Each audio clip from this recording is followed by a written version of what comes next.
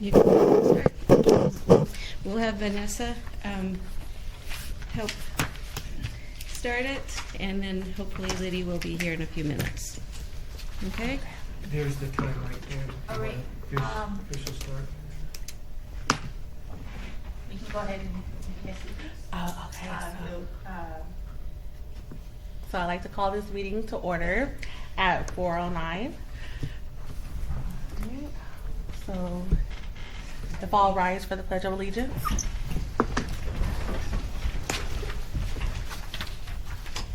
Ready, begin. I pledge allegiance to the flag of the United States of America and to the republic for which it stands, one nation, under God, indivisible, with liberty and justice for all.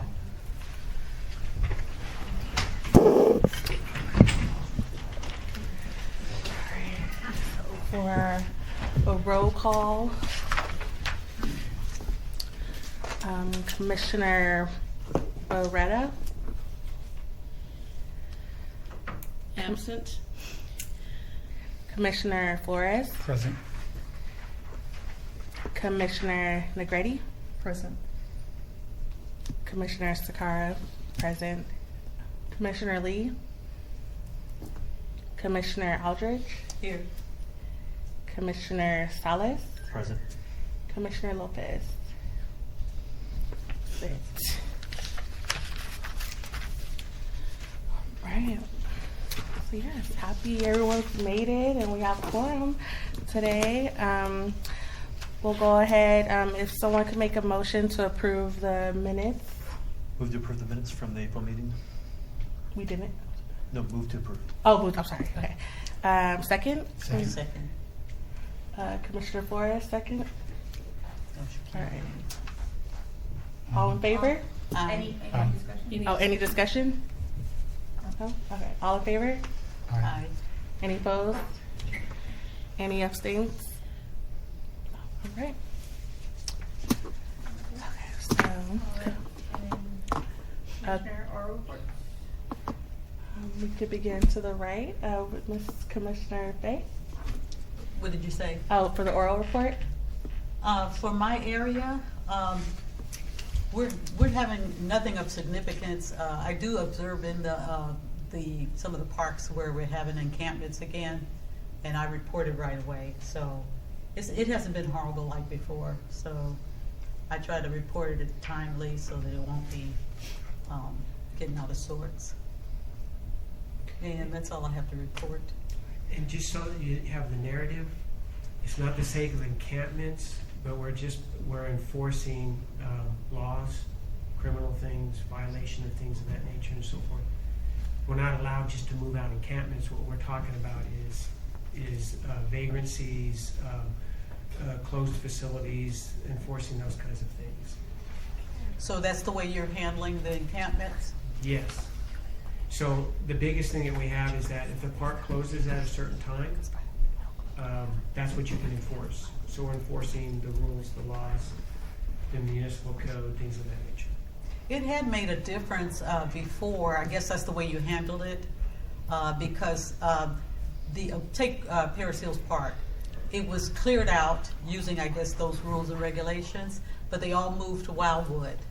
And Damon Alexander had a concern about that because we didn't see them anymore at Paris, but I guess they all moved north to Wildwood. They've all always been at Wildwood, Yeah. by the way. But Oh, I see. Maybe it's the existing folks. But I see where, it was just like 3 of them the other day when I drove by there, because that's one of my routes. And when I do work, I go along Condon Avenue, and so I reported right away because I don't know how you were handling it. I know the police weren't involved anymore, and I know we don't have the what do you call it? You guys are going to get service people in to deal with them. I forget what you were going to call them. The park rangers? Park rangers? Park rangers. And I don't think they've been hired yet, so I don't know if they've been we hired. don't have a park ranger program yet. They're all proposals that are still being reviewed by council and things of that nature. But aside from that, I just wanted to say the narrative is that we're enforcing codes and things of that nature. Okay. We're not dispersing encampments, we're just enforcing codes. I see. And so to piggyback on Mitch, is with the illegal activity is that, if you see something, doing something illegal, doing drugs, you know, indecent exposure, report that to PD as a crime, so if they're doing crime, because anybody can hang out at a park, the parks are open to everybody. Okay. They're not doing anything wrong at a park, but if they're doing anything illegal, then report that to police department, so then it becomes a crime. So you can do a citizen's arrest, and they can, and willing to stay there because you can call it in and say, but then that individual will leave, and then you are not there, the individual's not there, and then nothing's there at all. So if you're willing to stay on site, stay on premises, saying I saw this individual do a citizen arrest, and then just report at court, then that individual then is then moved. Okay. I noticed when the encampments were there, the way you're enforcing it, families were starting to come back and use the parks again. I was really liking that a lot. Yeah. So This week was, So- Wildwood, was being cleaned, was part of the They're being cleanup this upgraded. week. Mhm. And Concho, Bobby Vega is being pushed, till probably the end of August or so, depending on, resources being available. Mhm. So it's just, little by little. So as these parks are also getting cleaned up, we do have some security service at night. So, Paris Hill Park, Meadowbrook, Secum, Wildwood would be added. What was the other? This over by Santa's, what's it called? Over by Palm. That's on the list. Is another location. Yeah, for- the so- location where they're gonna put eventually the processing center and all that kind of stuff. a what center? It's a, The navigation I like to center. call it a processing center. Is that going to be on Fifth Street? Fourth Sixth. or sixth? At the park? Huh? On Sixth, just east of, is the proposed property in, just east of Waterman. Oh, okay. Oh. Anything else? Nothing else? Okay. I guess that's enough, huh? Yeah, I'm sorry, I just wanted to talk about the narrative, that was all, just when you No, mentioned you know, that- and I need to be educated on how you're approaching this, because every time I report it, it's encampments, and that's not necessarily effective, but, No, yeah, the two issues that are highest on that one are illegal entries and closing hours, that kind of stuff. Those are the two premises that they're going off of. There might be other crimes that detour some of that stuff, whether the drug use, it could be even abuse to animals, things of that nature, where you can get animal control come in and solve some concerns. I recently saw one of those reports with the leaving unintended animals and all that kind of stuff in the heat and junk like that. Not junk like that, I didn't mean it that way. But they're enforcing laws, rules, regulations, municipal code. Heavy on the municipal code. The hours issue is the biggest issue. oh, okay. But if you have an illegal arms on you, an axe or something like that out in the park, they can confiscate that. Stuff like that. Okay. So sorry. Hello. My apologies. I was with the city manager's office. So thank you, Commissioner Fay. Commissioner Salas? So just in my drivings around town, I do see someone who looks like a security officer. It could be someone posing as a security officer in a white truck at Wildwood at night. So whether That is security. they are or not, I know I see that when I drive by 3 days out of the week. Not all the time, but they seem to be locking gates around Good. 9 o'clock. They're doing their jobs. There seems to be fewer encampments around that area. There was a lot of trash underneath maybe a barbecue structure or like a picnic structure. It seems to have been cleaned up. There's a lot of people using parks that I see, so that's the idea, get people back in the parks and make them feel safe.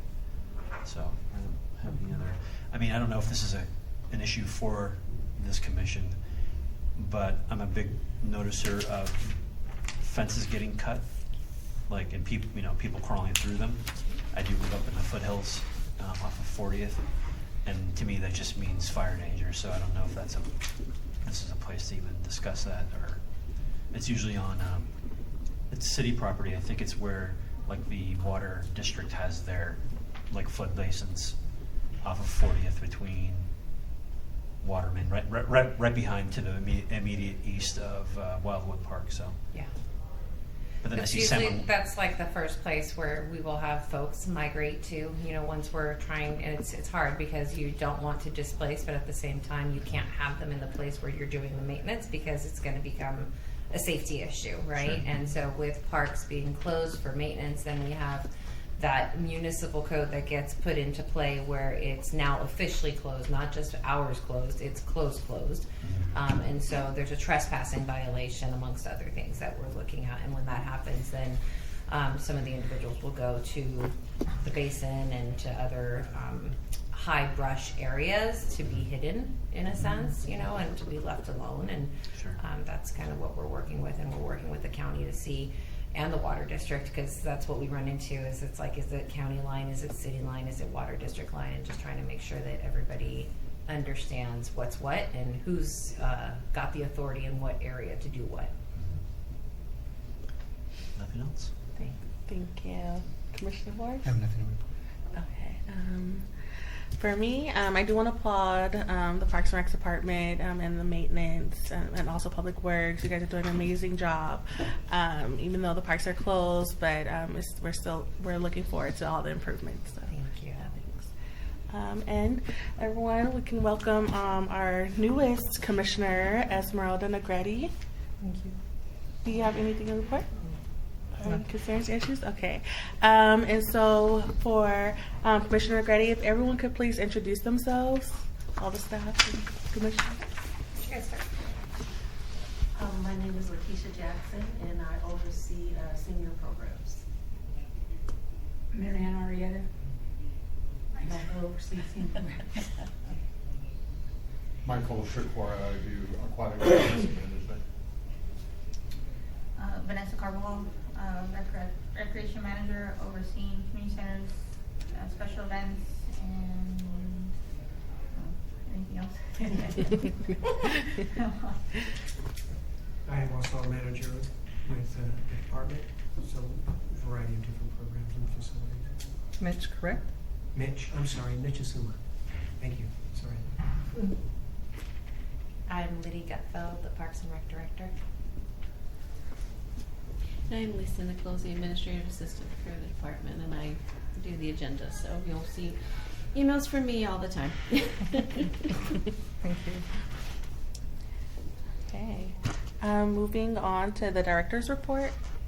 Okay, what do we have on here today? Sorry, it's been a week. Oh yeah, happy belated birthday! I had a birthday and I got to do commission until 1 o'clock in the morning, so it was really fabulous. It was a great birthday present. I had a really good party with a lot of people. Okay, so grants update. We have been on a roll, to say the least. So we received $100,000 for the, I'm going to say it the right way, the Cultural Core Creative Corp, thank you. So that is exciting because we have been trying to figure out a way to pay for murals to go, and large building murals to come into the city. And so we've identified 3 areas. One is entrepreneurship, the other is women empowerment, and the last is food scarcity. And so those are our 3 themes, and with those themes we are trying to make it living the dream in San Bernardino, and ways that you can empower yourself through those 3 areas. And so if you are familiar with large city art walks, urban city art walks, Sacramento has one of the most famous ones, and it's like a 4-mile walk around downtown. But you can go and see different murals and different pieces of art that are public art, massive pieces. And so we're super excited because this funding is going to go directly to that. And so right now we are identifying a couple different locations, but one of the ones that we're really excited about is, I don't know if you've ever seen them, but they're like the welcome to, and then your city name, and each Yeah. letter has a picture that depicts something that's within the city. So we're looking at the 2nd Street Bridge to have our welcome to San Bernardino, and so that'll be a nice welcoming bridge mural that we'll have. But other than that, like I said, we have those 3 themes. The other portion of that funding is going towards our Arts Village and performers for the festival, which is going to be in May of 2024. We've decided on a new location for that. That will be Lytle Creek Park.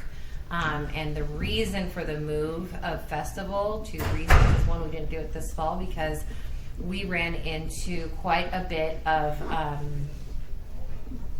let's call it stress for our public works guys, our park ops guys, because they went straight from Rendezvous 66 right into festival. And if you went to festival, it was not a small event. It was quite large, and it took a long time to get Second Park ready.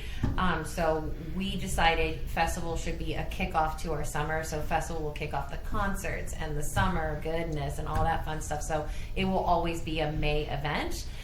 So we're excited about that. And so that's what that grant is going to go into. We also received how much did Chris get? 160? 156, yeah.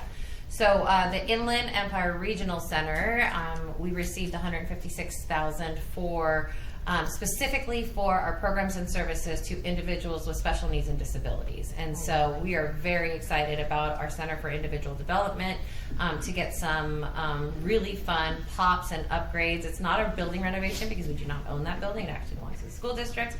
But furniture is going in there, where our sensory rooms are going to be popping. We're actually going to bring a sensory mobile trailer, hopefully, to our event, so we can like literally pop up a trailer and boom, we have a sensory trailer on site. But other than that, it's also going to go, and we're really excited about this, to staff development and training in the field of special needs and disabilities. And so really excited about the opportunity that we have. And then it's also going to go towards excursions. And so we're going to be able to bring our participants and really have an inclusive arena for excursions and other programs and activities. And then I think we just added the sensory, have you seen like the quiet discos, where they put the headphones on and then they have a dance party kind of thing. So we're going to try sensory different opportunities for movies in the park and different types of events. So all of that is really, really exciting. And so that was made possible by that grant. We are crossing our fingers that we receive the school district CAPS grant as well. We submitted an application and we've gotten a few follow-up questions. So that means that I think we're getting interest. And that will be the first time in a long time that we're offering some enhancement classes for after school. So a lot of really great stuff happening. And then, of course, you guys know what's happening with the ARPA funds and all of our CIP projects. So that's that. The YES Scholarship, Vanessa, I'll let you talk on that one. The YES Scholarship is continued funding through Measure S, and we're able to offer families to offset fees and costs, anything for all of the programs and classes that the department offers. So it's a $100 per child per family qualified. So if there's 4 children in the family, it's $100 per child for that family. So essentially $400, and that could be towards any program that we offer within our department.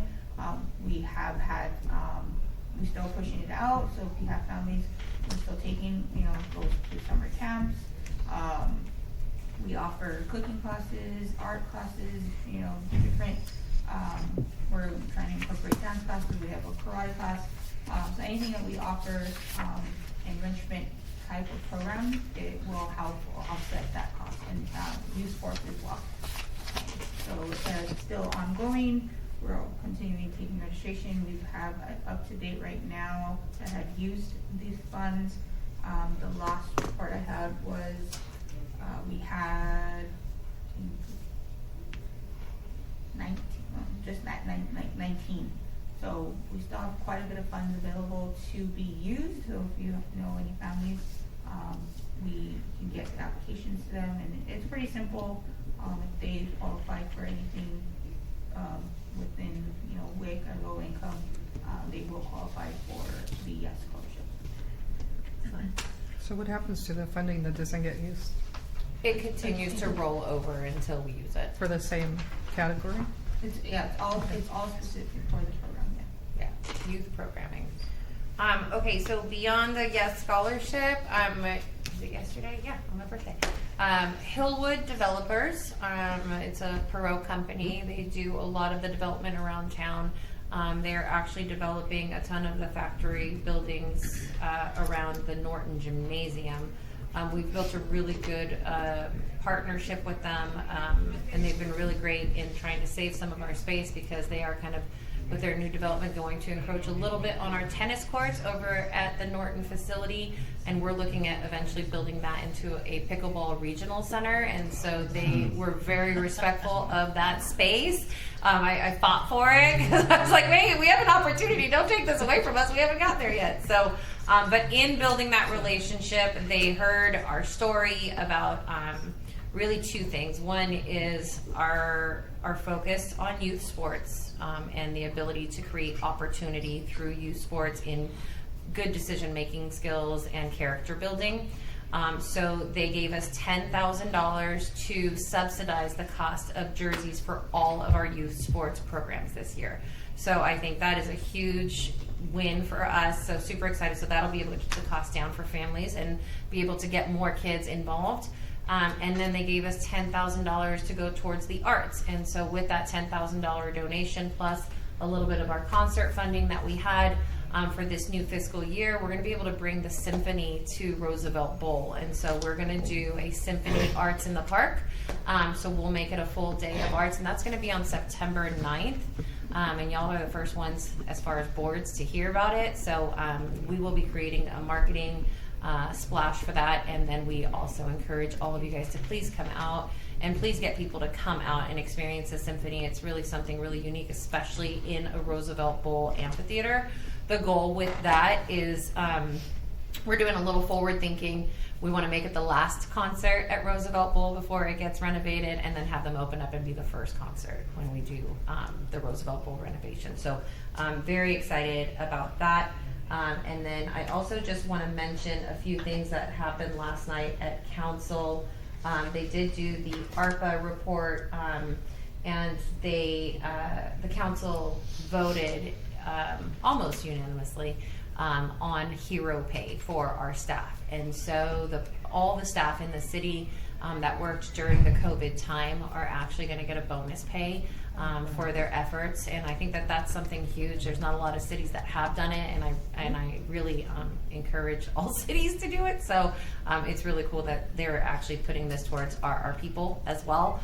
So please, if you can, tell your council people that we appreciate it, because it's huge. And then one last big thing that's coming up as well. I somehow got roped into being on this Route 66 Centennial Celebration Committee. Route 66 is going to celebrate 100 years in 2024. And as we all know, it is a big part of our city. And so we are working on developing not only an event calendar for every month in 2024, to do a run on Route 66, a car show on Route 66, marketplaces on Route 66, all of it. We're going to just try and really push it out. But in regards to parks, we're going to really look at what parks are associated on Route 66, and we have a few. And so looking at really cool signage and entries that have the Route 66 sign, and so we're doing a lot of really cool research. I'm learning a lot about Route 66 that I didn't really know. And there's a lot of people that are really dedicated to it. And a lot of people think that Route 66, the rendezvous event, is our event. It is not. It is a chamber event. We just help them out with it. So they will obviously take the month of October. But the official date is 11/10/24 for the centennial. And It'll be wonderful to have each and every single one of you involved. I'd like to maybe be able to do a farmer's market on Route 66. I think that would be really cool. That would be really cool. But we're learning a lot that there's like businesses that are supposed to have Route 66 markers if you're on Route 66 in their windows and signage and beginning and end. And we don't have any of that. I just drove it again today, and it's like just a few signs here and there. So, if you are curious, look at Kingsman, Arizona, Tulsa, Oklahoma, Winslow, Arizona.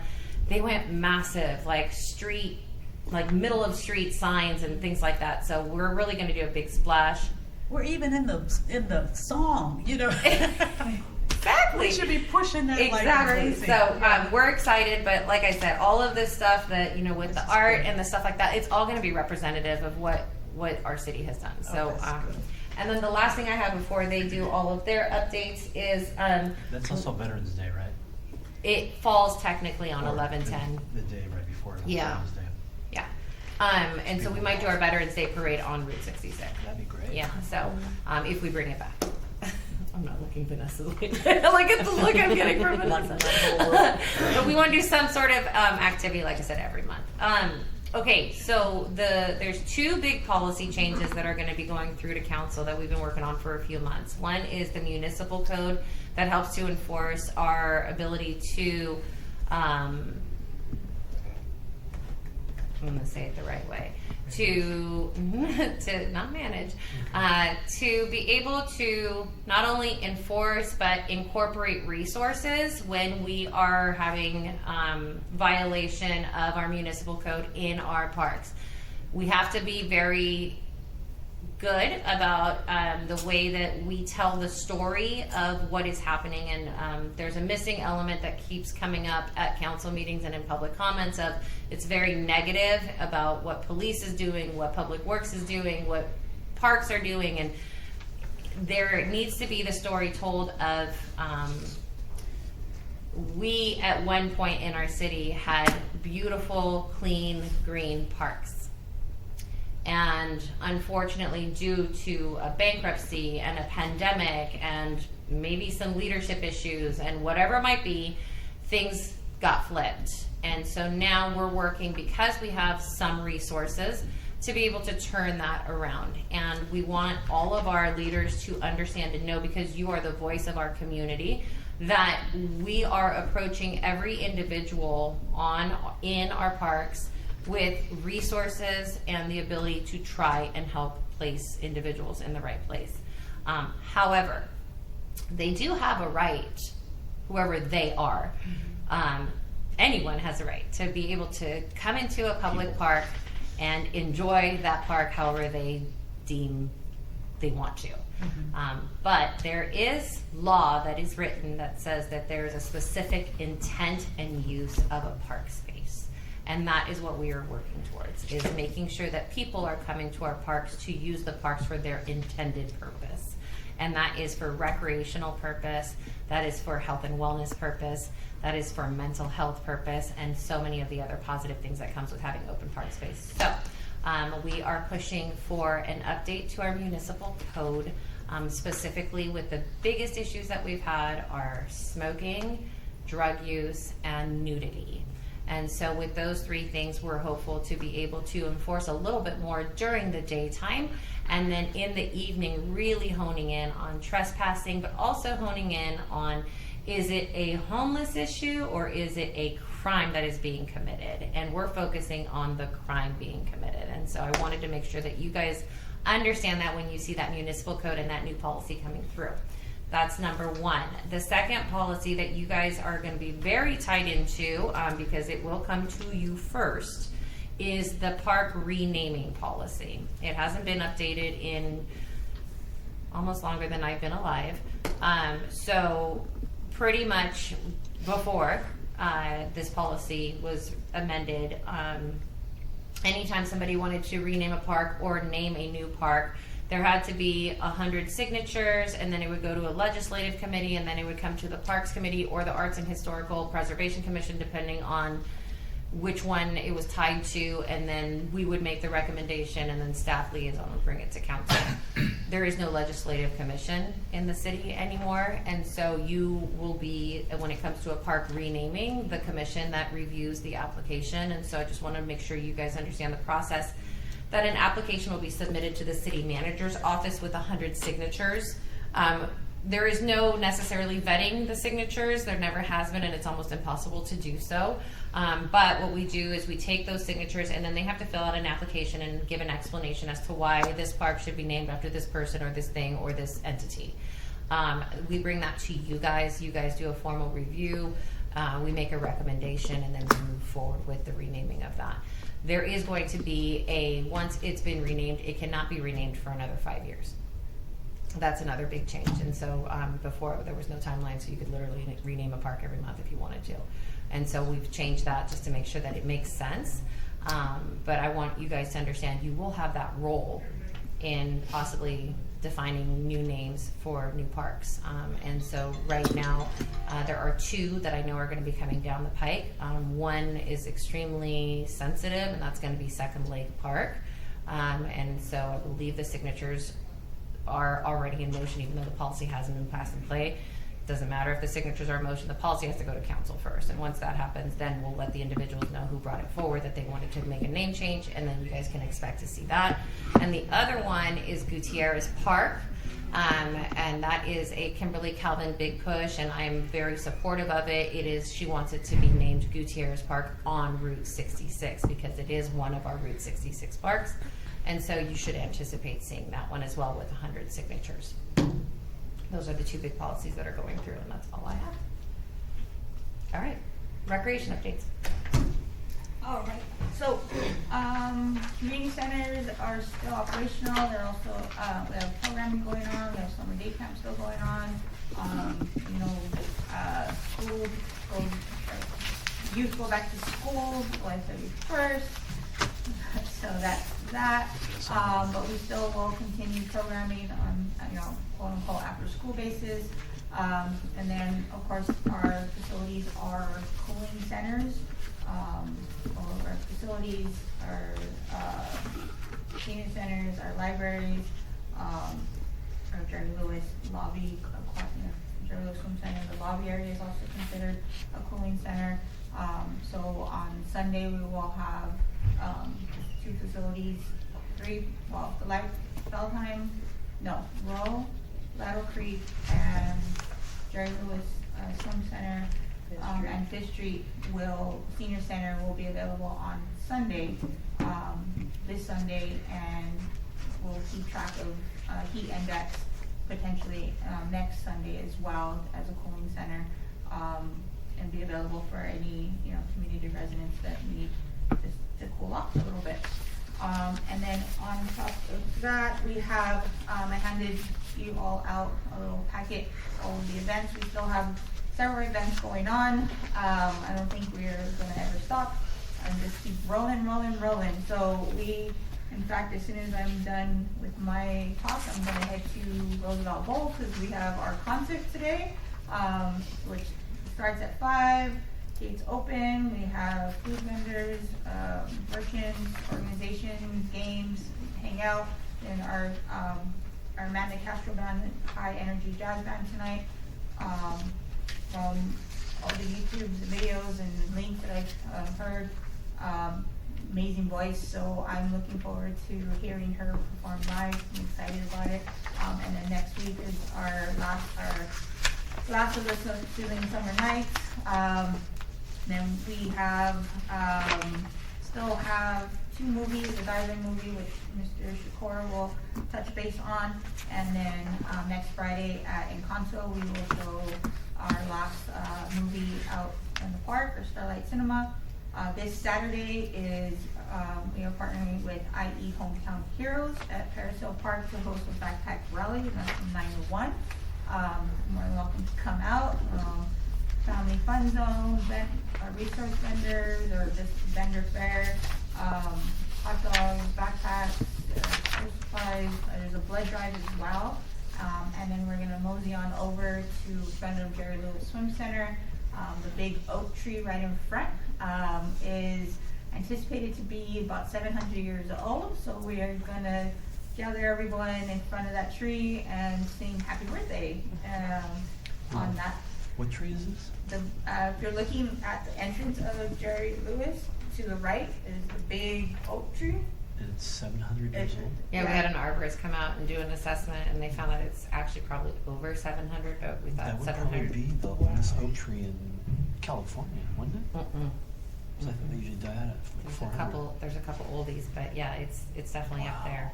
That's So amazing. So it's gonna be a warm, lovely, active day, because then, after that, Jerry Lewis is still operational, and then, Shakara will talk about the dive-in movie that night on Saturday. And then, we are partnering with the police department to host National Night Out on Tuesday, August 1st, from 5 to 8 at the Rudy Hernandez Community Center / Manny P. Moreno Park. It's all that area. We're pretty much taking it all over. We already have over 20 vendors coming out and bringing out games. We are,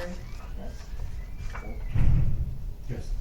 we will be opening up the Hernandez pool for that night to have a free open rec swim from 5 to 6:30.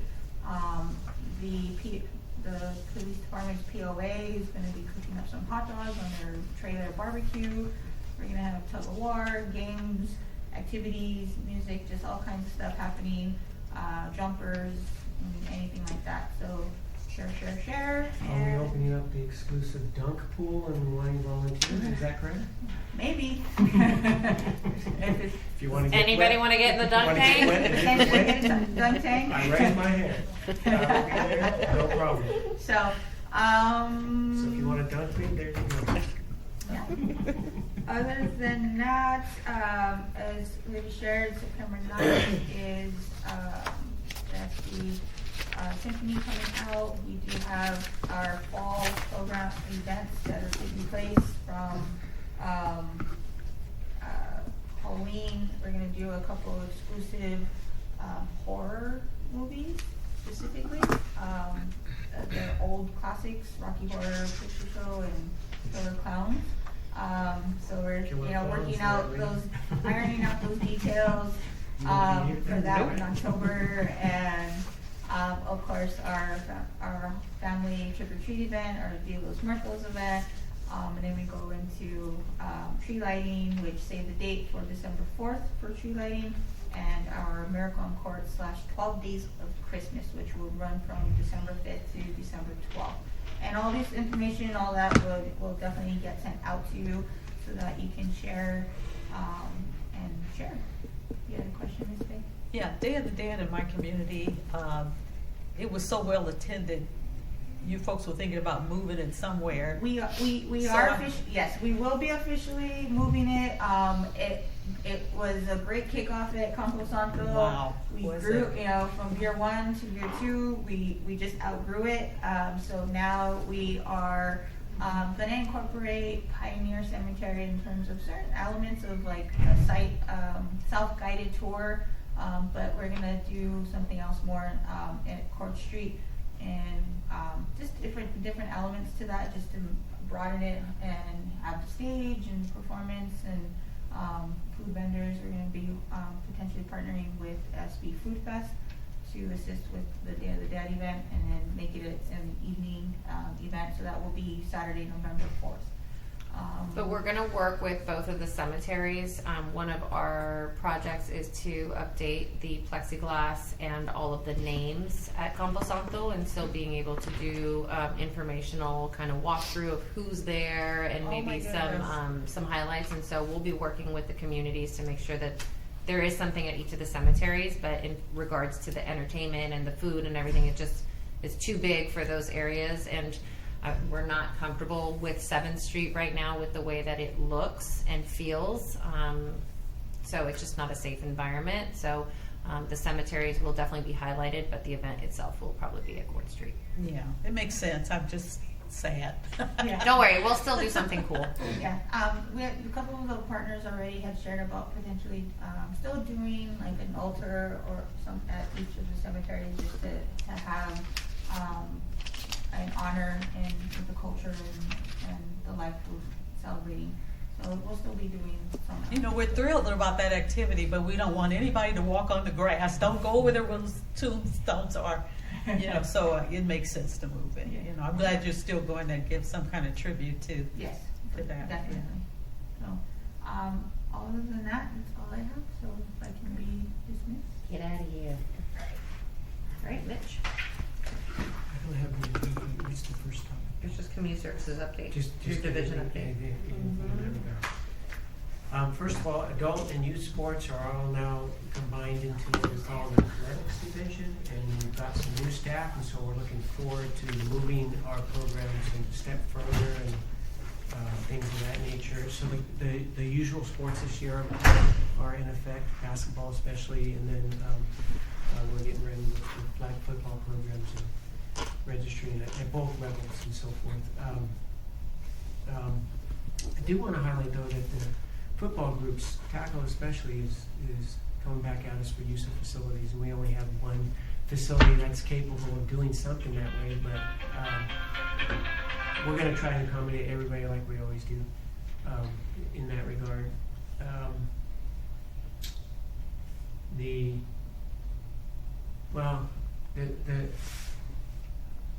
They really have a great time at softball, by the way. I went out there and watched my son play in one of the leagues, and et cetera, so forth, and it's just a blast. So if you've ever played softball or been in the past or whatever, give us a call. We'll get you on the team.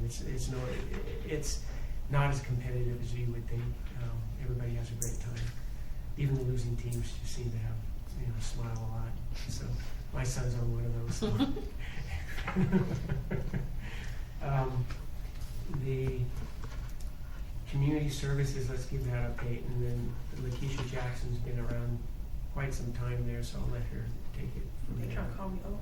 Introduce and not as much as you want to be, so.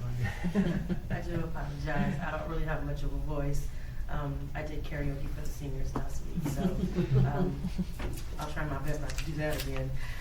So both senior sites are operational, of course, and of course both are cooling centers, as they stated. We do have our food distributions. One was this morning, which was Feeding America, and that's every third Thursday.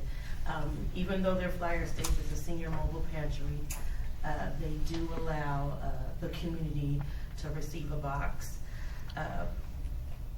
Benjamin Resource Center is tomorrow at Paris Hill from 10 to 12, of course, at the Paris Hill Senior Center.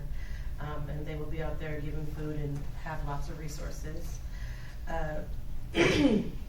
Right now we have various presentations going on at both sites, various topics that the seniors can come out and listen to, nutrition, age and wellness, dementia, things along those lines. So we'll definitely have a list of that your next meeting.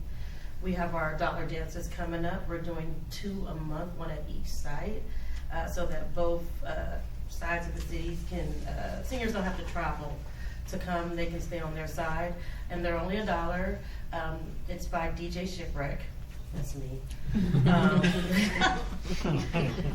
Because as they claim, I'm a shipwreck. So music was good. I guess my music's good. But they do love to come out and dance. So if you want to come out and dance for a good couple hours with the seniors, it's only $1. And as the seniors, they can come out, shake a tail feather.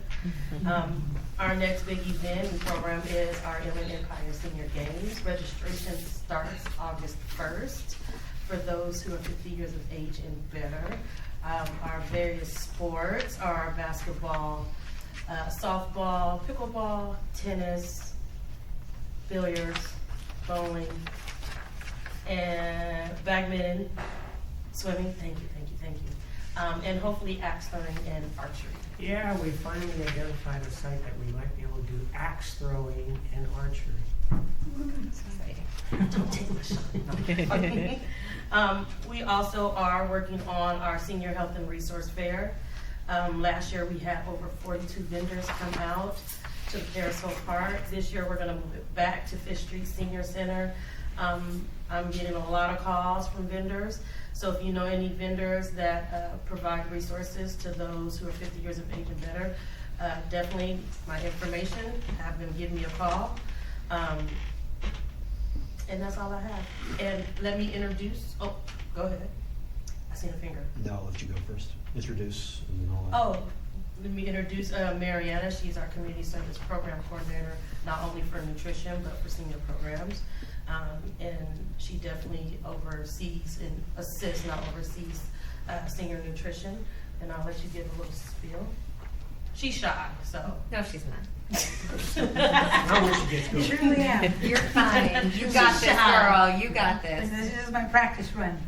So we provide meals for 6 centers. We are currently cooking at Paris Hill Senior Center, but we do send meals to Fifth Street Senior Center, Light Creek Community Center, Hernandez Community Center, Highland Senior Center, and New Hope Community Center. And we're very proud of ourselves. And this past fiscal year, we served over 59,000 meals. And it's growing. And it's growing. And it's growing. And it's growing. And I'm we were proud of that. budgeted for 52. So we made it happen. When are they served? Well, each site has various times. So it's in your, did you give them these? The green looking sheet. Yes. The booklet, it's in the Pages, booklet. times? Okay. Yes, it's in the So middle. far. I'll read it. Thank you. Yes. I think it's something important to recognize that the senior center staff have been extremely short-staffed, and from the pandemic, even before the pandemic, but they were the only centers that maintained, if not increased, their attendance from pandemic moving forward. And they have had a high turnover, and they deserve major kudos for not only their dedication to this population that is in much need of social activities and health and wellness activities. So I give major kudos to you guys for everything that you do. But I love that she's playing shy, but Mariana had a huge role this past year as our nutrition supervisor, had a fall and actually was out for quite some time, and as a coordinator stepped up, stepped in, and did a fabulous job leading the entire nutrition program. And I think that that's something that is very, very newsworthy, and Thank you. you should be recognized for that. So I'm very proud of the nutrition. You know that you have a good staff when you don't have to micromanage your staff, and I feel like Mitch does a fabulous job managing them. And they like always walk by, and I know that they like zoom by my office and I'm always like, hey, what's going on, to get my updates. But one of the things that they did mention is our kitchen over at the Fifth Street Senior Center. This has been a CIP that's been a long time coming and going. No pun intended. We thought we were done, and then the county came by and did their review of where we were at, and we added a few costs. So it's going to be a little bit of time, but we're going to get there. But the reason I say that is, in every other agency that I've worked in, commissioners are very heavily involved and tied into anytime we do a grand opening or anytime we have large events. And so I strongly encourage this commission to continue to be committed and read these newsletters that we have in front of you and these flyers, and show up, because when they see you show up, they want to show you what it is that we're doing, so you can report that back to the community. And so it is always an open door at any of our events, but the senior center is a good time, and I try and sneak in. They don't even know when I show up, but I do it. And I'm always like laughing, because I did 7 years in seniors, and I tell them all the time it was my favorite time in my career. So please, I encourage you to go and check it all out. Yes, stop by. We have lots of new amenities. Definitely Fifth Street, stop by. Question, and I don't see it in here, so I don't think it exists unless this is a totally encompassing of all the services that are provided by the senior division of Parks and Recreation. Where I came from in Claremont, in the city of Claremont, the city has an articulation agreement with the Claremont colleges. Anyone who is over the age of 65, they are able to take 80% of the classes for free at the Claremont colleges. Would staff entertain the idea of developing articulation agreements? Cal State. The Cal State might be a little more difficult because they're a public university, but privates can do whatever the hell they want to.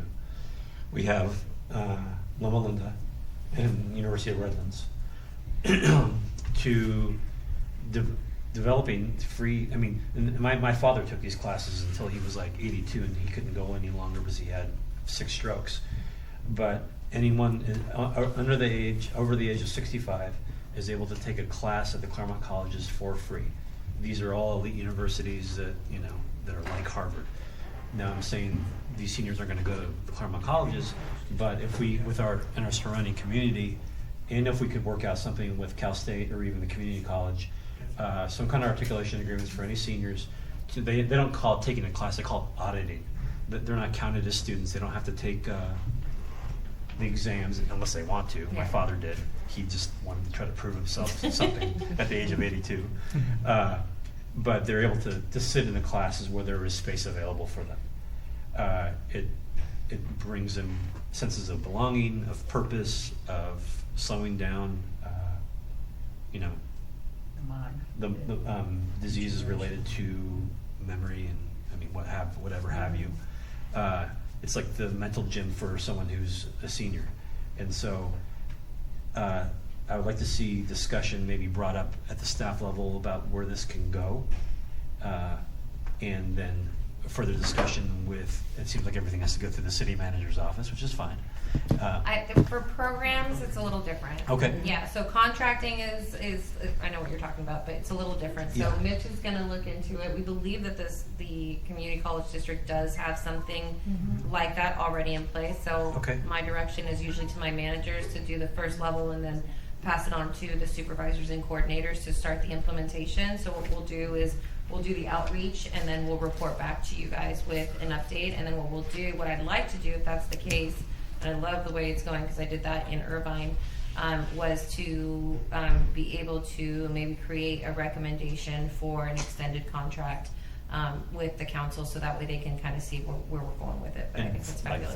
Formalize it. Yeah. How did, and this is just a side question, when you were in Irvine, how was it working with UC, or were they dead on arrival since they? UC was a little tougher, but the community college was a lot easier because they have a sub program that is specifically for age 50 plus.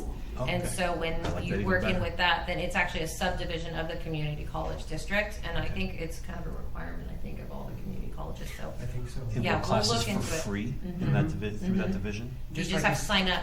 Like you said, it's like considered an audit class. Yeah, There's so not there's a no grade credit. or anything like that. Yeah. There's no Okay. payment. It's pass fail.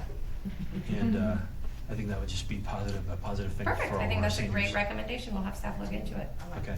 And could we get a update, regardless of whether we're going to meet quorum? I mean, we get updates from staff when we have a meeting sometimes. Mm-hmm. Not that I expect something to be done in the next month or Yes. something like that, but regardless of whether this body can meet a quorum, the work moves forward regardless of. I us made a being- commitment to you guys Okay. that if we don't have quorum, I will take what's on the agenda, we'll get our reports put together, and you guys will get an email quorum, or email report if we're not in Okay. person. Great, thank you. You just can't vote on any action So items. we're not gonna tell them that we're only gonna say if there's not a quorum. That's what you were just at, right? So if we don't say anything ahead of time, then you're coming. No, we're gonna tell them if there's a quorum or not a quorum, but if there's not a quorum, they're gonna get an email report according to the agenda that was put forth. Because is that what you were asking about? No, I don't want to see our work stymied You wanna By- report every month. by us not, Okay. because we may not, going forward, who knows what's gonna happen. So I'm just saying, regardless of whether this is something that was presented to this body, is something that's of interest by commissioners to. You will 100% get a Okay. report, I just cannot get an action item to you guys. Oh, no, that's fine. Without a quorum.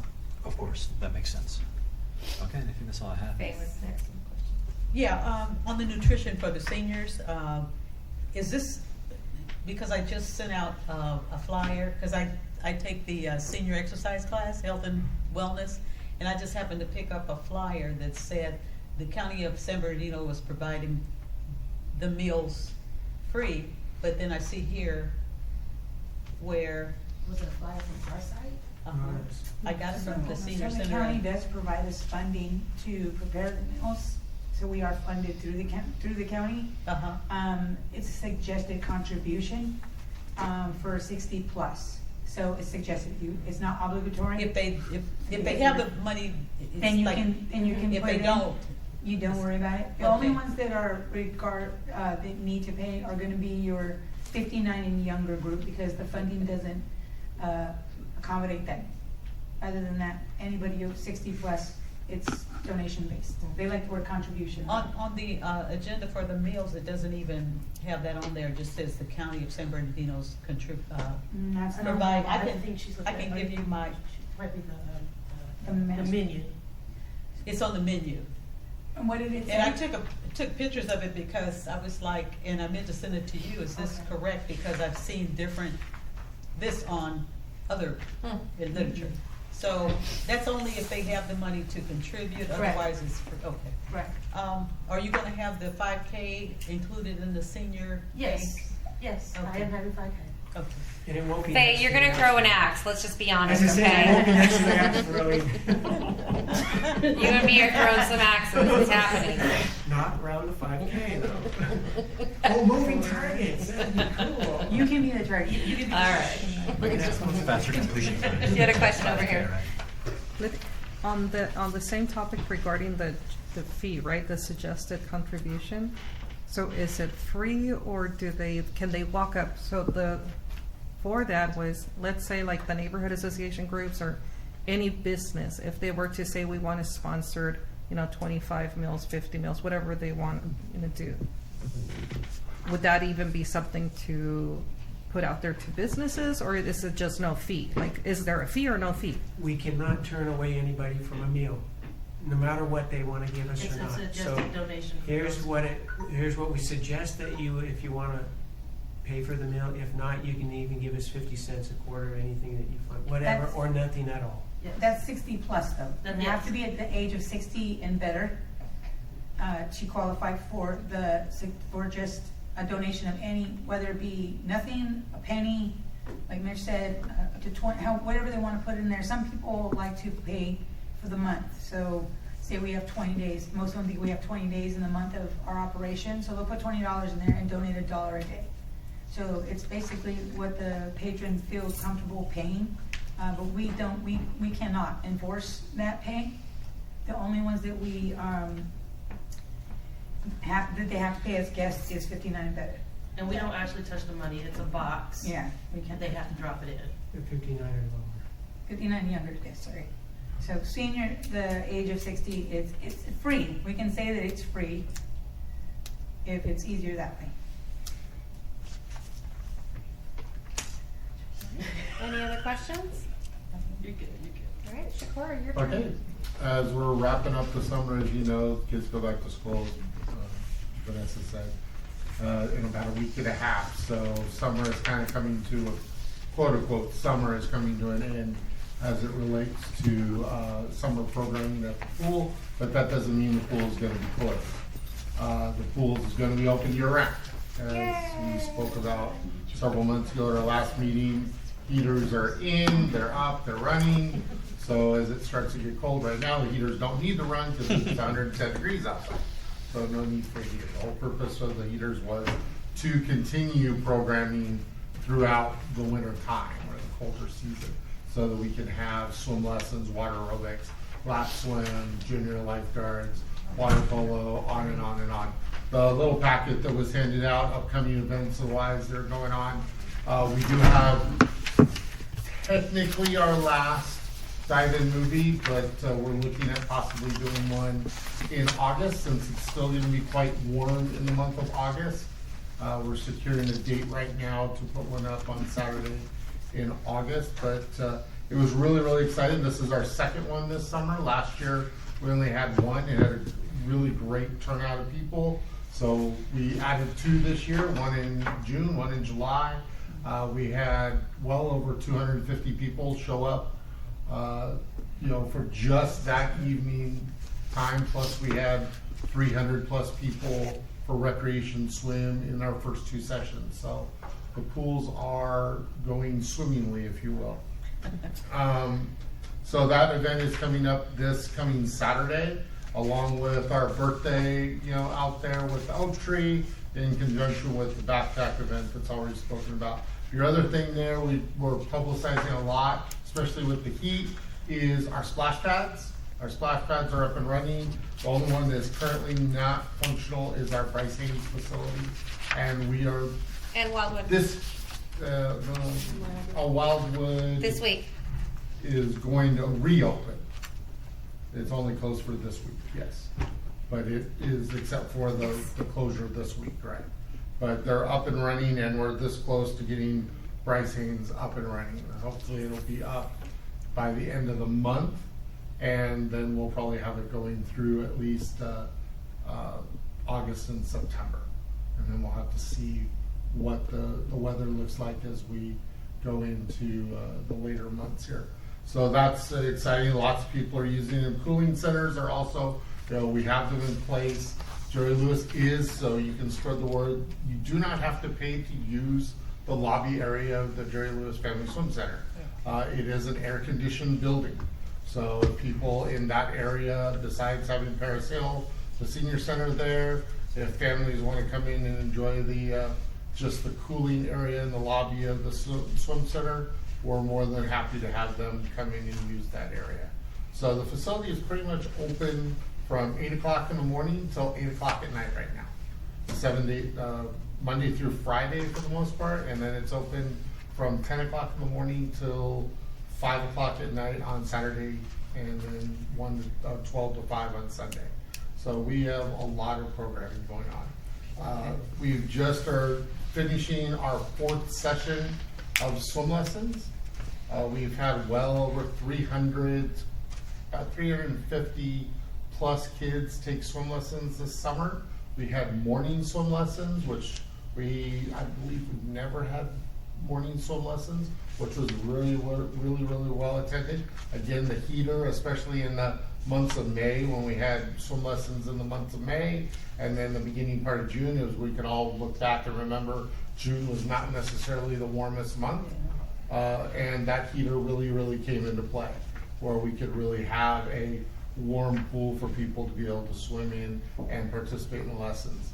And then we have obviously evening lessons going on as well. As we move into next month, in August, we'll transition into our post-summer swim lesson program, which will basically be Tuesdays and Thursdays, for 4-week sessions. We'll go a couple of sessions through August and September, and then kind of transition into the fall programming. But with that, we will continue to have lap swim. We will have water aerobics for all ages. You can be a senior, you can be a parent that stays home with the kids. We're going to be introducing a parent and child recreation swim, especially for those parents that are home with the kids, and or when I say parent or guardian or grandmother in this case, a lot of the time they can bring the kids down to the pool during the about 11:30 to 2:30 time frame and be able to use the facility while the high schoolers and everybody else is in school. Those that are not in school can come and use the facility. We're constantly pushing now and trying to push the family swim passes, because again, family swim passes are good for the entire year.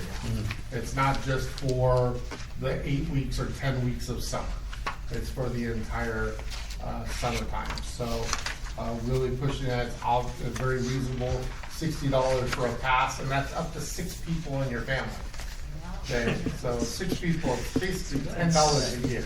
Very affordable. So yeah, it's a great deal. And then along with that, right following that flyer, is the financial assistance. Separate from the YES program that we have a partnership with the Red Cross that we've spoken about before that will cover the costs of family swim passes, swim lessons, lots of various different junior lifeguard programs. So it's a very underused, unfortunately, program.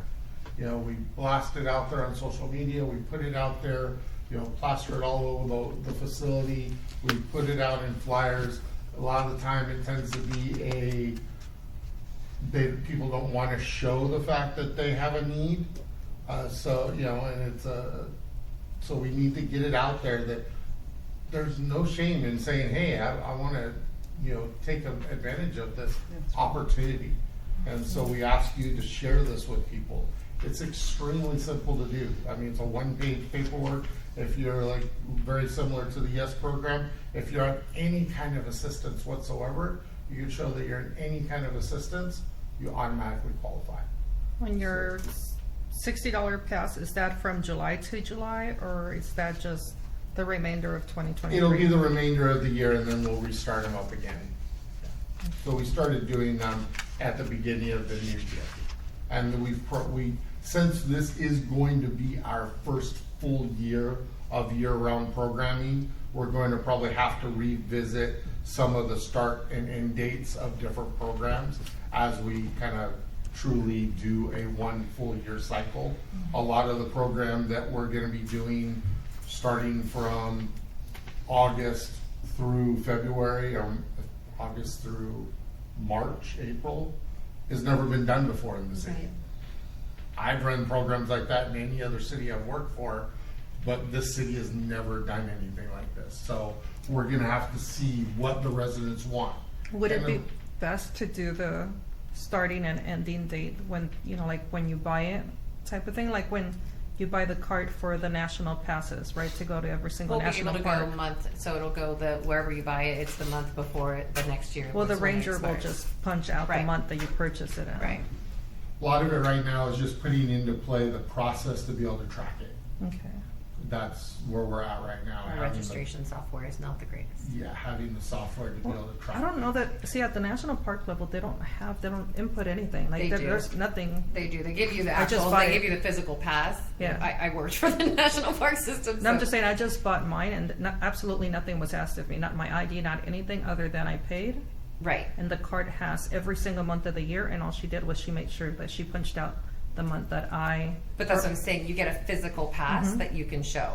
Right now, We have nothing? We have to, because of the data that we're collecting for the Centennial, for Red Cross, and for the other programs, we have to show how many people are coming in, the demographics of their age groups, how many family members, for example. That's another one with the family passes that's good for a family of 6. So we want to be able to collect as much of that data so we can show that we're justifying that these programs work. And so it's important for us to collect that data in our registration software. We still give a hard pass that has the names, but we're not going to stray away from that. The registration software, we're looking to use it to its max capacity to collect the data.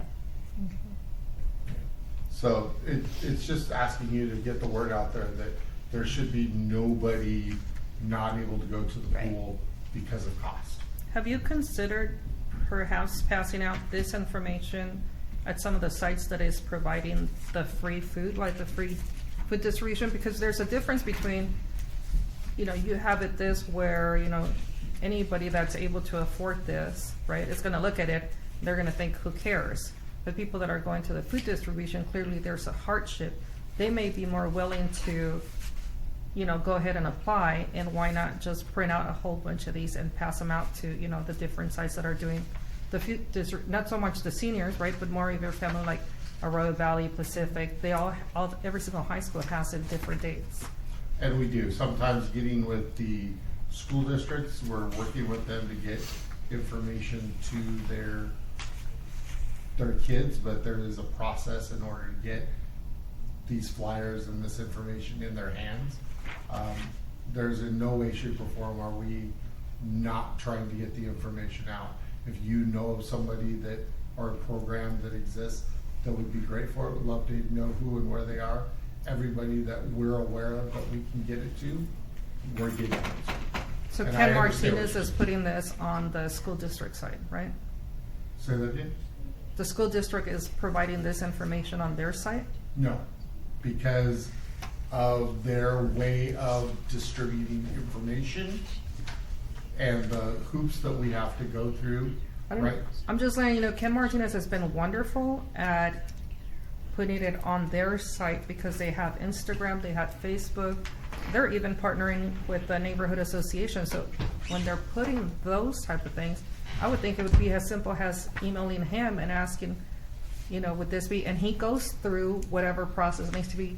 That's the person dedicated from the school district side that does all of that, distributing information, Sure. because there's that partnership. if you have that contact and that connect that can get us into any marketing Love with to the have school district, we'd love to have it. We've hit a lot of brick walls in making sure that they use peach jar a lot of the time, and it's very limited as they to use what we Parent Square. can. There's a bunch of different ones that they put on, but my point is we've gotten a lot, true. I've ran lot into that. of I'm a teacher. slack in just working. We've tried so many different angles, so we put it on you guys. If you guys have the connect to get us into the marketing with the school district, Yeah. we would love it. That's I was I- going to share I- that I've run into those roadblocks, and Like they've limited us to, we have at the district. 400 programs. They limit us to, you can only put 2. yeah. And so And, it's. and you know what? And they'll tell you, we'll contact the individual school that you're interested in. That's the other And one I- is like and the I pool was- is closest you're to these 2 kidding. schools, so we're not going to put it on all Yeah. of them. Yeah, We'll only put it on this one. yeah. I think the main thing that we're getting at is if you have the information and the contact of how to get it to Put it out there. them, we are not opposed to doing it. Yes. The routes that we've gone to try and get it into the proper people's hands have had a lot of roadblocks. And Parent Square, I've heard of it, I've been told about it, I've tried to get into it, but then I've been, you're not able to put it on. That's for this school. And it could be a matter of you talk to 5 different people and you get 5 different answers. Right. Stick to Ken Martinez. KENNETH Martinez. I've even contacted Cal State, and that's one of my alumni, and they have an activity coordinator, and they gave me her name, number, everything. I've pushed up her way more than once, no response at all. We now have a wonderful relationship actually with Okay. the athletic director from Uh-huh. Cal State San Bernardino Cal because Athletic. of our efforts with them through their Uh-huh. NCAA regional tournament. And so because of that now, almost all of our sports and everything, they're helping us push out onto social media as well. Mr. Shakar, Yes. based off how this, I know this is the first year the city's doing a year-round aquatics program, which is fantastic. I'm very much into water literacy, which means kids don't drown. It's a nice way of saying that kids don't drown. Because I'm a lifeguard for the state of LA. I've been a lifeguard for about 25 years. And based off the success of this program, and I hate to see taxpayer-supported facilities go unused. And I could have sworn when I first started at San Bernardino High School that students were using the pool in the city, I think was supplying the lifeguards for the pool. This might have been 5 or 6 years ago, but this could be, I could be wrong about this. But I remember it being open on a weekend. And so if there's 7 high schools in the district that all have pools, would the city ever consider, if there was success for the aquatics program, to now start contracting with the high schools to start having summers or weekend swims like on Saturdays and Sundays? It means more money for your lifeguard staff, even if, I don't know, if we have a lifeguard staff to be able to cover the weekends at Let me pools. take it. Either way, But I wrong know thing. that, like, for the water polo and swimmers at San Bernardino High School, they all want jobs, they all need money. And if we could somehow, if the city, I don't know who would pay for it, the city or the school district, would somehow be able to get pools open at the high schools, maybe through the warmer months of the year, maybe like in September, August, September, October, it's hot through October. May through October, basically. Yeah. Yeah, May through October, then that would be something that maybe the city and school district would look at, because I know that talking to Mayor Tran and to our new superintendent, when I say I work for the district, I'm a teacher, Mr. Ariellano, who is from San Bernardino, grew up in our community, that they want to start seeing more partnerships now between the city and the district. And this could maybe be one of those things, again, that maybe staff can look into.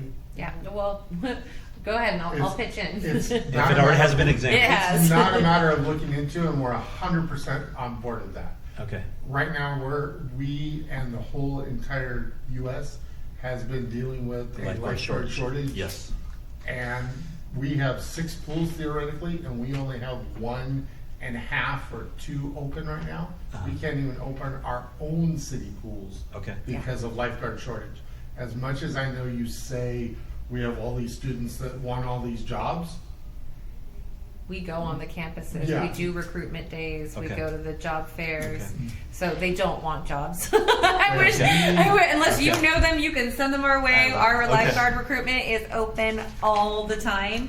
Another thing that I want to mention is with the Centennial program, it helps us actually pay for the training. We're literally We have like, money for we're it. hiring them Okay. before they're certified and then training them to On the job. certify. And it's Okay. still a shortage. Starting pay is how much again? Like 16 or? no, we're We're at up 18 something. 20 something. 18 to 22, I think. And managers are at 22. I remember being a lifeguard and I was getting paid $7.42 an hour, so I'm just gonna put it out there. But no, Okay. this has been something I sit on. I'm the president of the California Parks and Recreation Aquatic section. Michael and I initiated the push for the Inland Empire Drowning Task Force. So water literacy is our jam.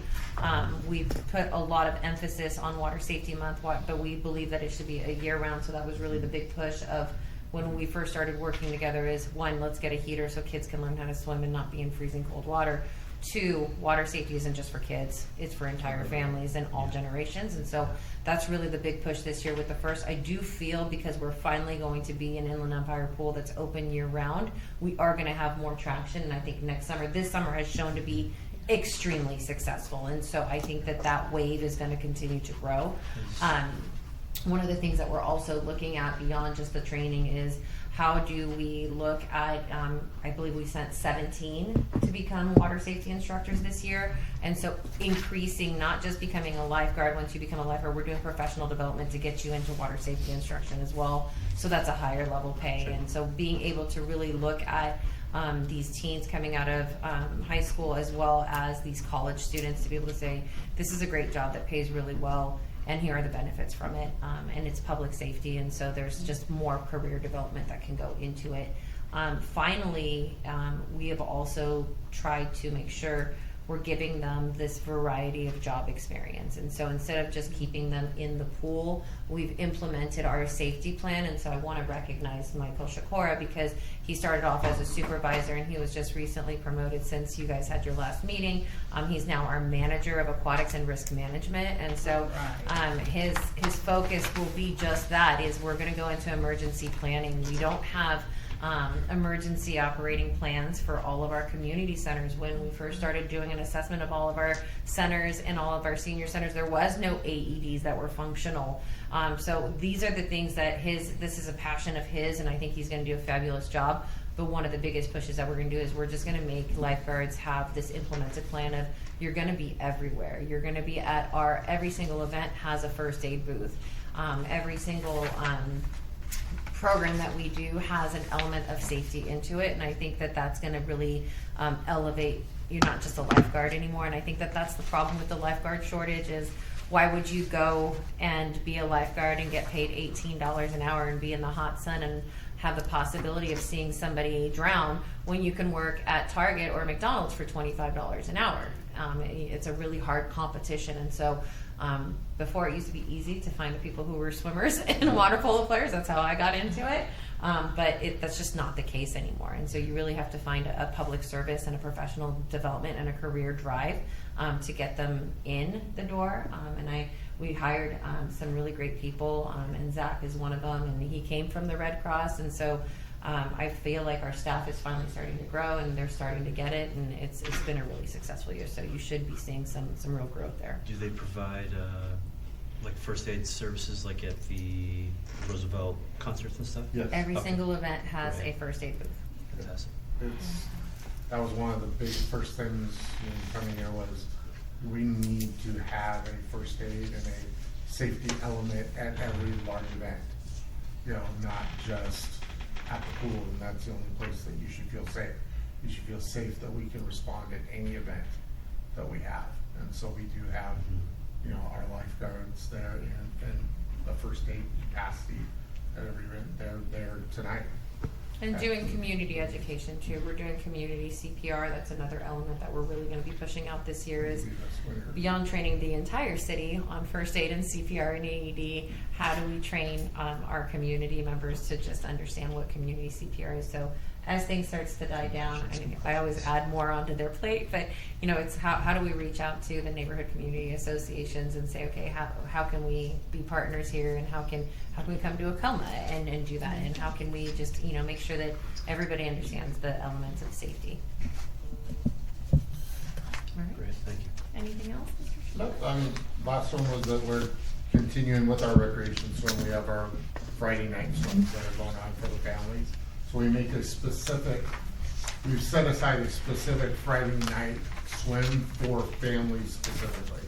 You know, we're trying to target that family atmosphere between that 5 to 7 o'clock at night. So we literally have, you know, kids, you have to come with a parent, you have to come with kids.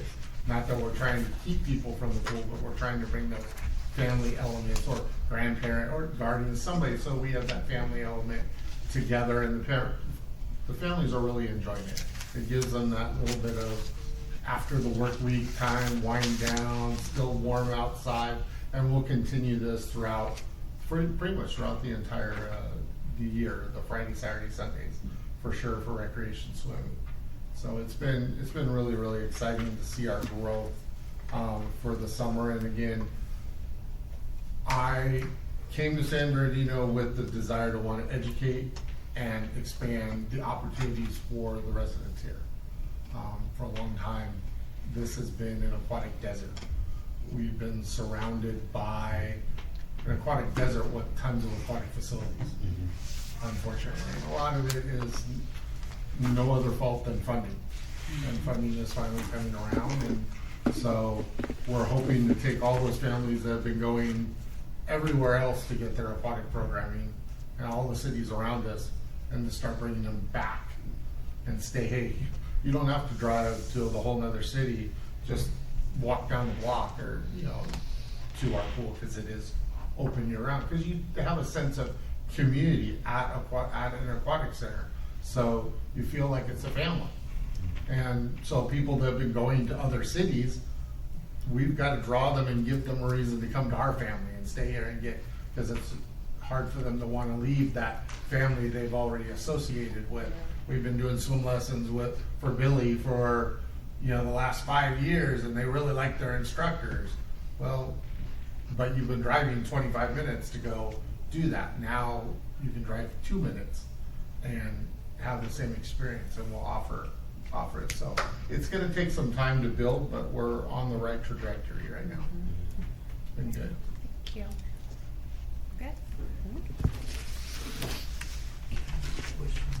Yes. Got one more. Just one more thing for you all. The National Little League is doing their playoffs. This is the Western Region play. In a couple weeks will be the girls softball division at our back door right here. The Western Region facilities right here. It's great. You're talking about players from Hawaii, Alaska, Montana, Utah, Nevada, Northern California, Southern California, Arizona. I'm missing some. So all the Western states are playing here in a couple weeks with the girls softball, followed by another week or two, week and a half, that kind of stuff with the boys baseball.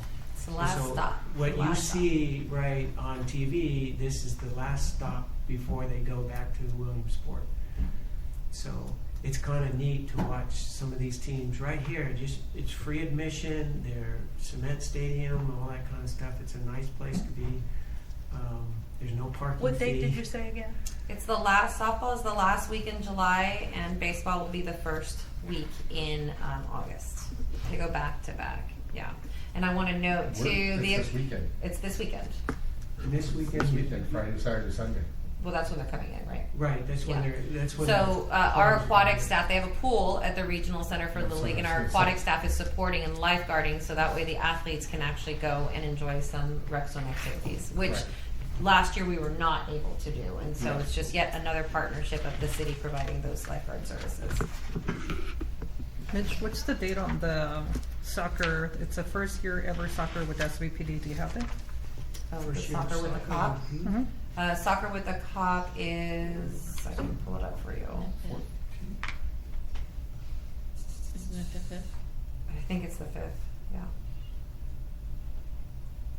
I'm sorry, I don't have information on that. I just saw it. I just literally saw it on my feed today too. We'll get it to you. We'll email you at the thing. All right. That's going to get out there too, right? Huh? That's going to get out there too. It's already out there. We posted Okay. it. Yeah, we posted it last week or early this week.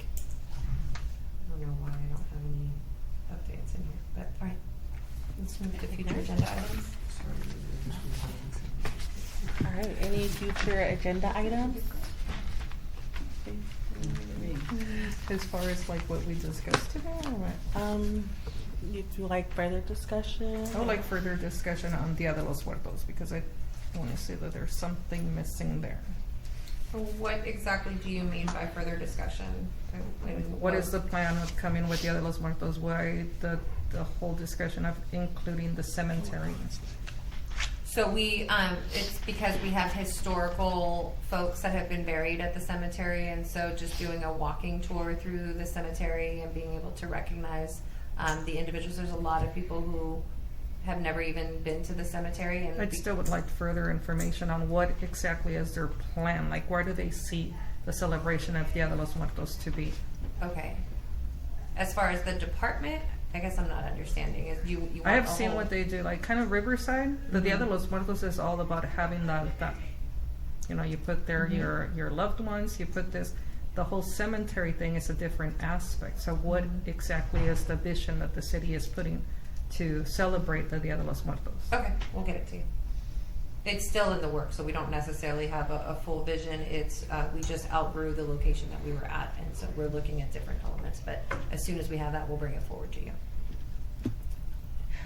Also, I know we had it on our last agenda, but we didn't make quorum. Goal setting.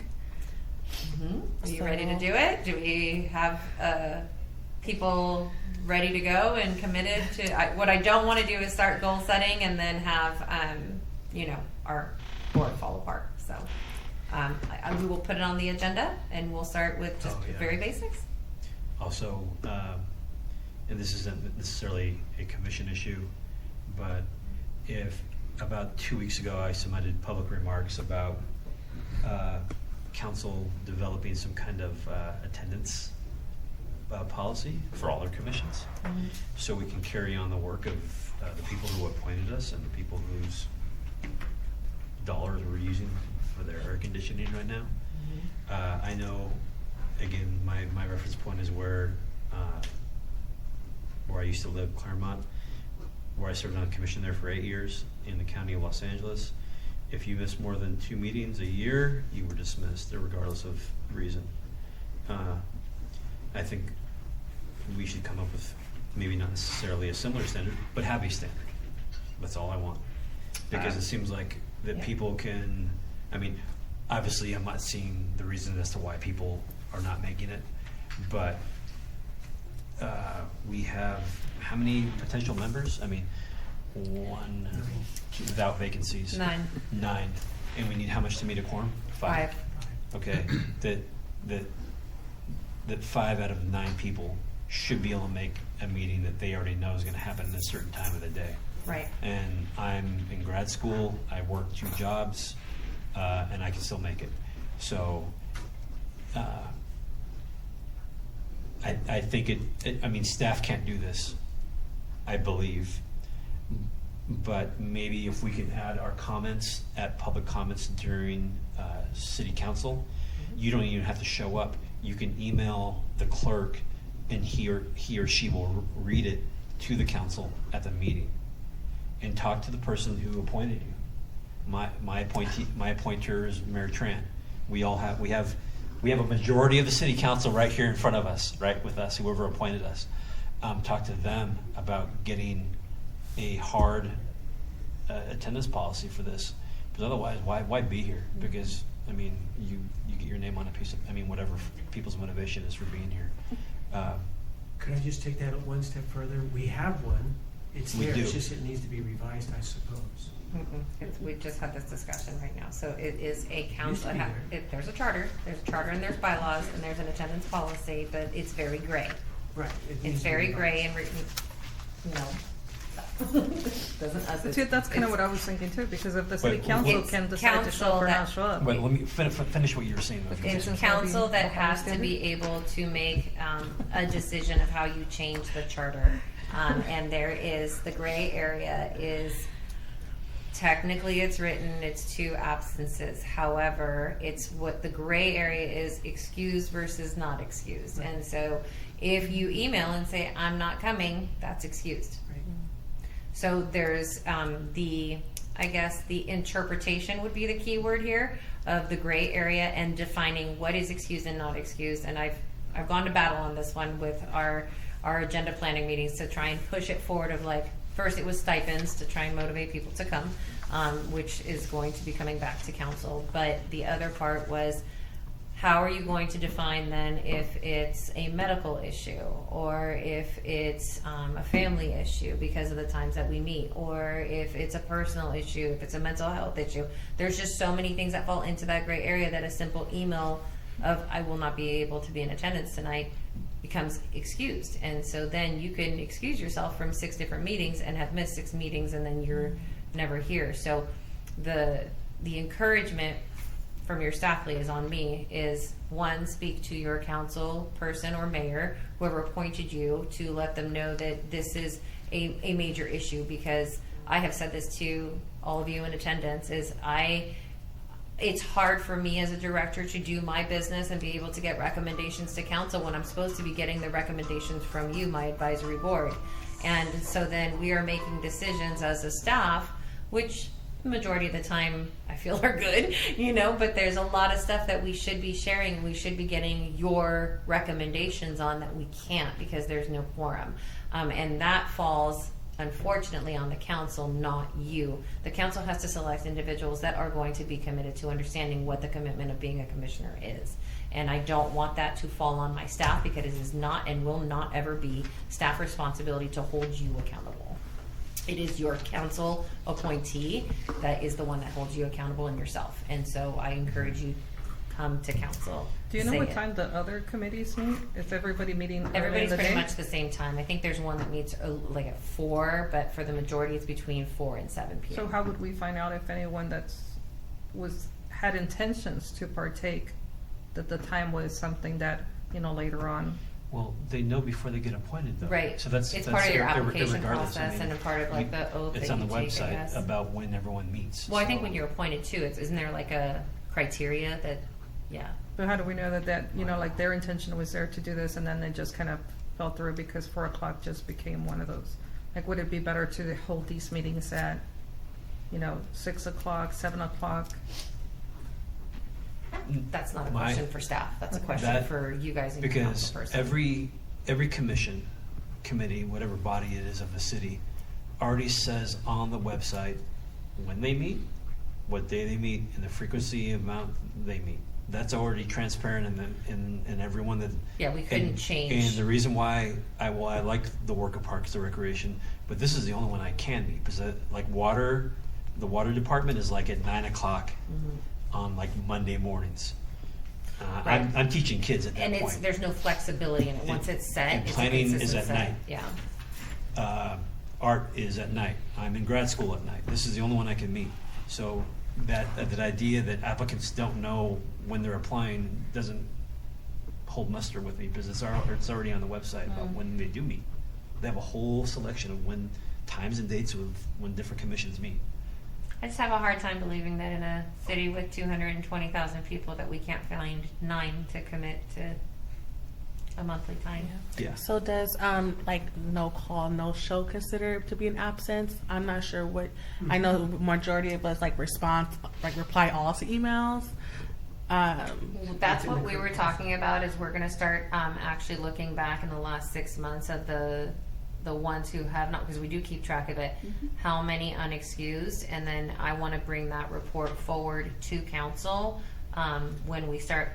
The stipend is really what set this in motion, right? And so that'll be part of the staff report, and I will bring that to you guys before I bring it to council, just so you know. It all comes back to what you originally said, Liddy, is the appointee. The onus lies there, because we've even brought back in the years prior to this and so forth, that same kind of valuation which just says, this person needs to be, you need another appointee, because they've even met that criteria, which we needed to replace them. And they still weren't replaced, but for 6 months later, you know, that kind of stuff. And in the meantime, you didn't have your quorums. So when it comes to the stipend, are they going to discuss what would be a conflict of interest in any of that? I believe the stipend was more of a survey of surrounding and like cities. And if they paid their commissioners and what they paid their commissioners and what the expectations of the stipend and the commitment was. So who's having that discussion, the city manager? That or- is always, anything that is going to be by law and charter is always gonna go city clerk and city manager's office first, or council. But city clerk handles all of your charter stuff. You do your oath. Just saying, look at their raise. We looked at what the presentation was, and the raise that they gave themselves was more than what surrounding cities were. For So- city clerk? No, not for the city clerk, for our city council. Okay, I'm confused, but. When the we were statement. when you're talking about like, they're looking at the surroundings, right? For commissioners and Mhm. commissioner stipends, not council pay. Yeah, So, but I'm just like- saying, it's kind of like it goes out the window. They pretty much, whatever it is that somebody's feeling like, because when they did the stipend for the city council, Mhm. there was a comparison, and what they gave themselves was just outrageous. So I would just say, leave it alone. Don't do a stipend. Again, that's not for me Mhm. to, you can have that So conversation with your which council commission person. is bringing this up? It's not the commission, it's the city clerk for all commissions in the city. Because you are not the only commission that is struggling. Measure S has not had a meeting in 6 months.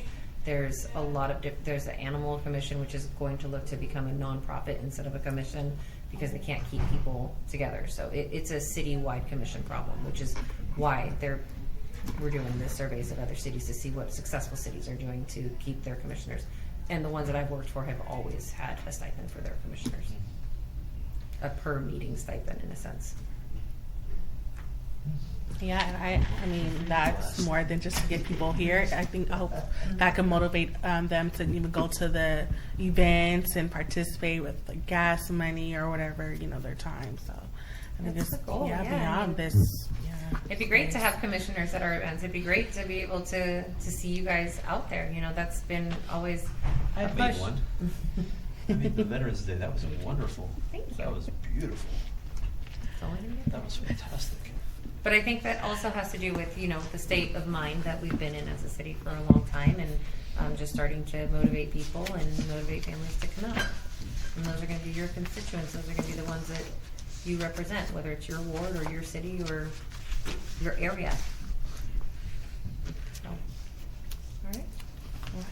So Dia de los Muertos I've got, and then stipends. Future meetings. What do you got? Oh, and senior. Well, stipends wasn't brought up by The us, goal. right? No. And senior. Goal setting, but Goal setting? yeah. Okay. Seniors taking classes at the surrounding colleges. I love it. We're gonna have an agenda, finally. Frank, you got anything? No? Miss Faye? No, you guys just chimed in on what I've been pushing for some time. I just wanted to listen. You know, because I think it's very important. If you no longer want to be on this, we need to work with you in finding another representative. You ain't hurt nobody. Huh? I said, they ain't hurt nobody. They don't No. want to be here. Yeah. That's not the person. Simple as that. Before we adjourn, could we get a review of what are the future agenda items? The future agenda items that they mentioned is the Day of the Dead, so I don't mispronounce it. The goal setting, just an update on stipends and senior classes at Wait, so the wait, colleges for the seniors. in the goal setting, you wanted to discuss the stipends or no? The It was stipends two is gonna be things. for me. That's gonna be, as a staff report, I'm putting it on the future agenda. I wanna make sure I bring that report to you when it's ready to go. Okay. All right? Right. May I please have someone make a motion to adjourn the meeting? Move to adjourn. Oh, okay. Second. Second? All right. Okay. So, meeting is adjourned at 5:48. Great. Thank you, guys.